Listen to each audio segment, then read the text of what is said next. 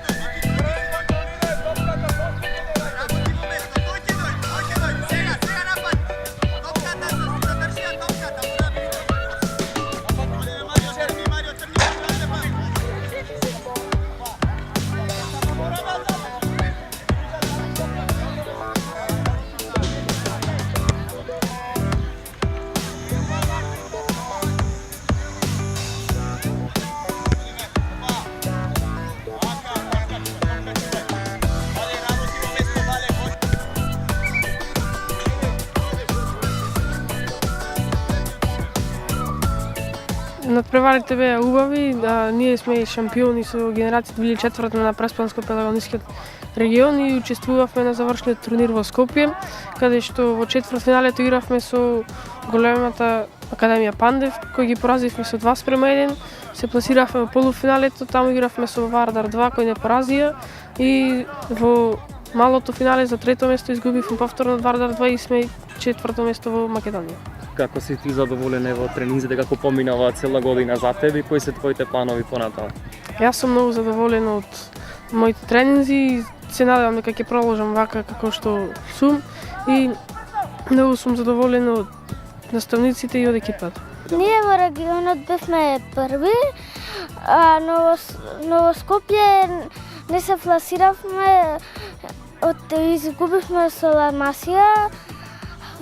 Во регионот победивме во полуфинале, во финале против Форца во полуфинале, во финале со Пелистер на пенали.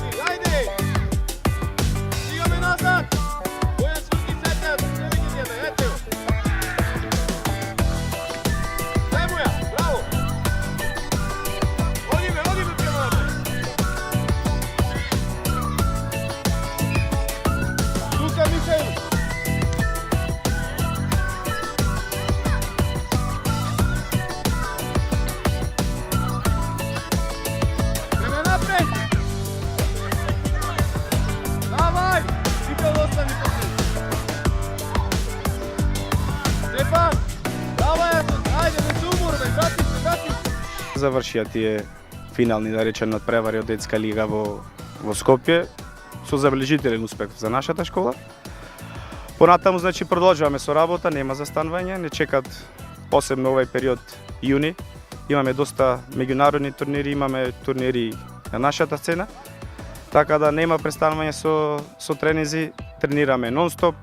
Сега и летниот период децата ќе бидат послободни, ќе имаме една подобра организација, така да ќе помини, се надевам, во најдобар ред.